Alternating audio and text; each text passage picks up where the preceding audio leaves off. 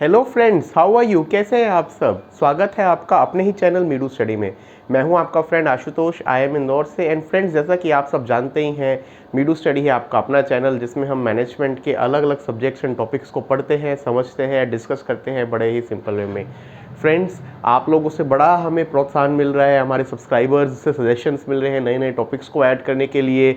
Even कुछ subscribers ने कुछ नए सब्जेक्ट्स भी ऐड करने को कहा है।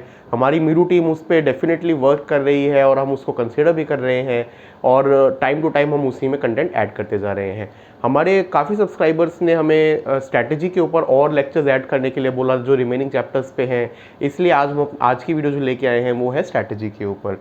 स्ट्रैटेजी जो है मॉड्यूल, उसमें ऑलरेडी आपको ध्यान होगा 14 वीडियोज़ आ चुकी हैं और हम 5th चैप्टर कर रहे थे, जो कि आपका फॉर्मूलेशन ऑफ बिजनेस स्ट्रैटेजी के ऊपर है।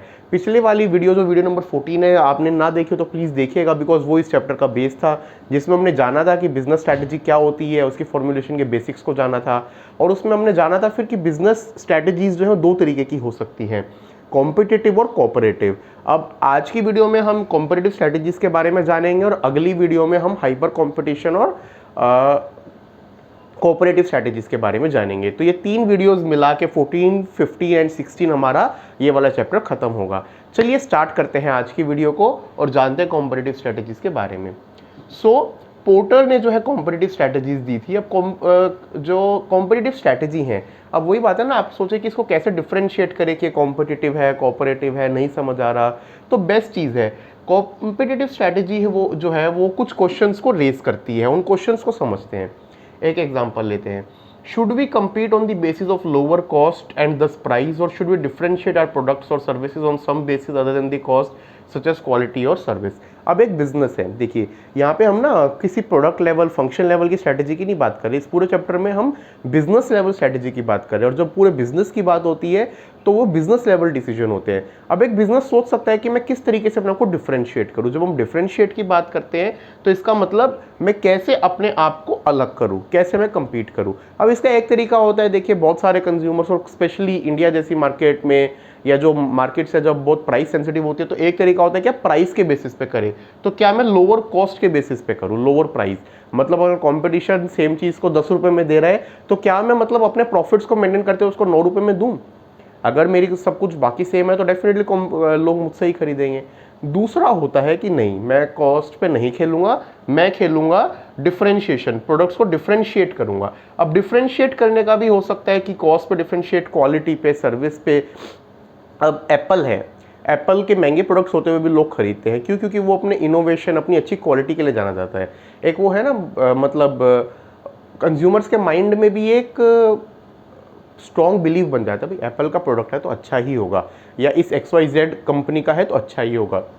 ऐसे ही मान लीजिए आपके एरिया में, हम सर्विस की भी बात है, कोई एक पर्टिकुलर डॉक्टर है तो आपको पता है कि उसकी फीस ज़्यादा है, बट पता है ये अच्छे डॉक्टर हैं, इसके यहाँ जाएंगे तो अच्छी दवाई मिलेंगी, जल्दी ठीक हो जाएंगे।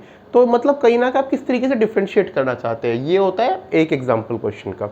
नेक्स्ट देखते हैं, should we compete head to head with our major competitors for the biggest but most sought after share of the market, or should we focus on a niche in which we can satisfy a less sought after but the profitable segment?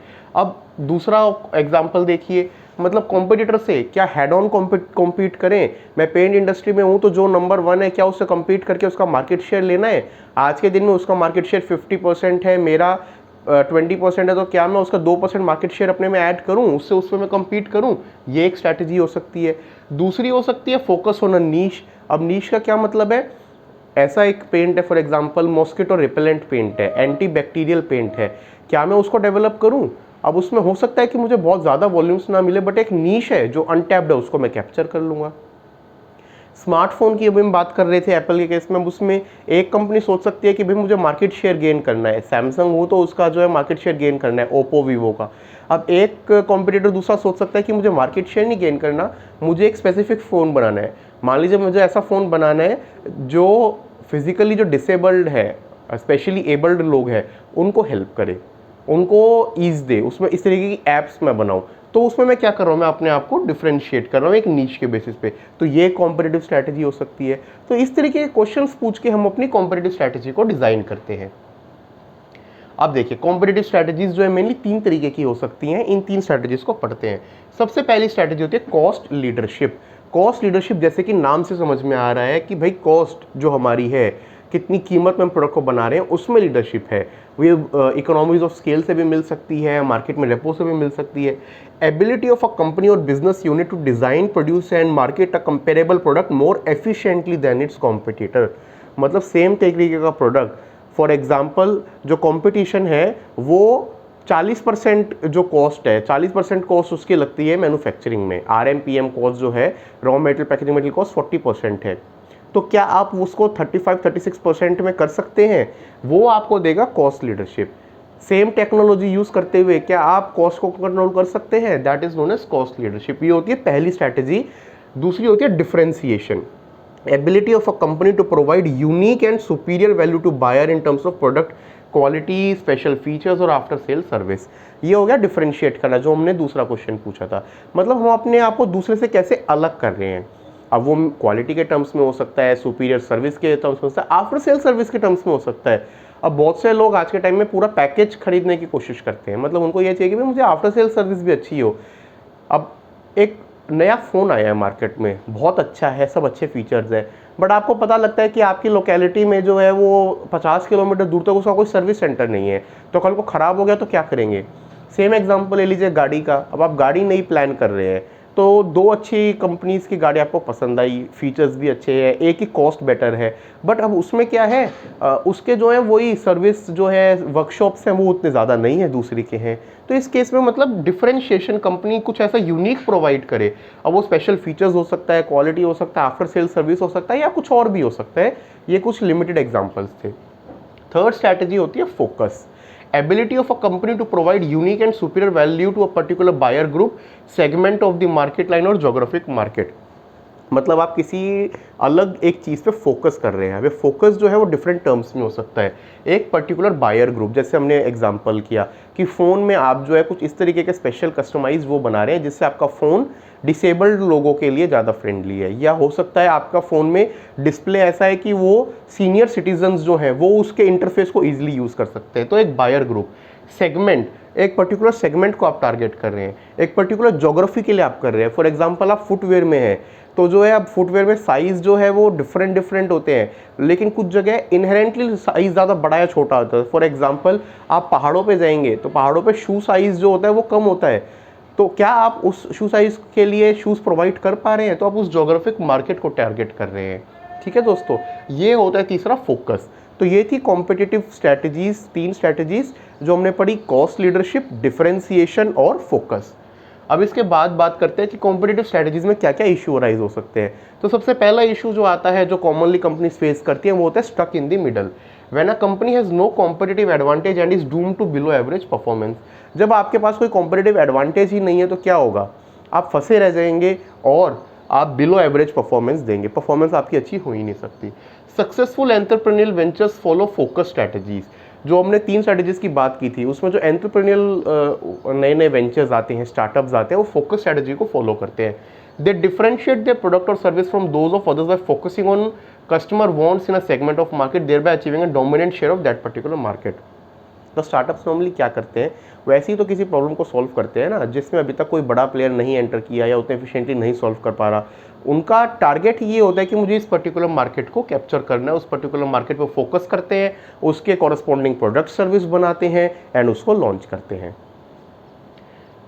Next आता है industry structure and competitive strategy. तो अलग अलग industry structures कैसे हो सकते हैं? एक मेन स्ट्रक्चर होता है फ्रेगमेंटेड इंडस्ट्री।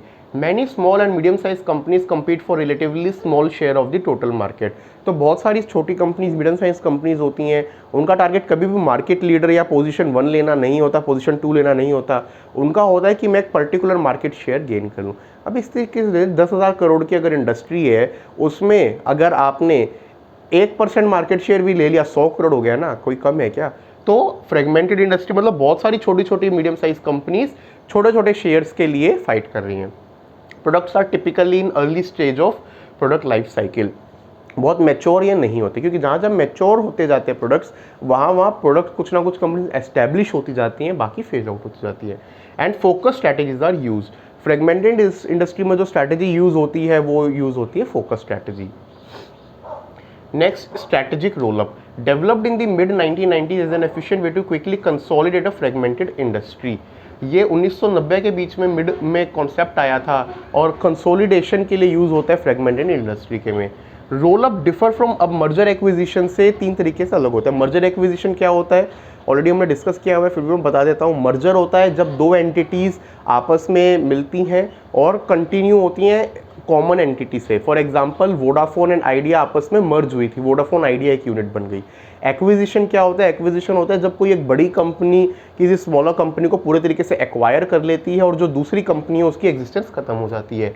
अब रोल अप क्या होता है, roll up they involve large number of firms. जैसे मर्जर एक्विजिशन में नॉर्मली 2 या कई बार हो सकता है 3 कंपनीज इन्वॉल्व हो, उससे ज़्यादा नॉर्मली नहीं होती हैं। रोल अप्स में ज़्यादा कंपनीज भी, छोटी छोटी कंपनीज इन्वॉल्व होती हैं। The acquired firms are typically owner operated, मतलब ये rather than limited companies owner operated लाला टाइप कंपनीज होती है जिसमें कोई एक पर्टिकुलर मालिक इनको ओन करता है। Objective is to reinvent an entire industry, मतलब वो सारे 40-50 छोटी छोटी एंटिटीज़ मिलके ये कोशिश कर रहे हैं कि हम पूरी इंडस्ट्री का एक तरीके से आउटलुक चेंज कर देंगे, उसको कहते हैं स्ट्रैटेजिक रोल अप। नेक्स्ट, तो दोस्तों ये था हमारा आज का कंटेंट जिसमें हमने जाना अलग अलग कॉम्पिटिटिव स्ट्रैटेजीज़ के बारे में, उसमें हमने पोर्टर की डिफरेंट स्ट्रैटेजीज़ के बारे में जाना। 3 मेन स्ट्रैटेजीज़ होती हैं दोस्तों, cost leadership, differentiation and focus.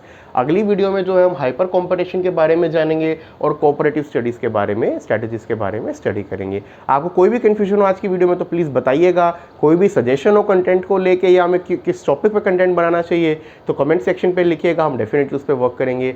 आपको हमारा कंटेंट अच्छा लग रहा है तो प्लीज़ इसको लाइक कीजिए, शेयर कीजिए और मीडू स्टडी को सब्सक्राइब कीजिए। थैंक यू दोस्तों, टेक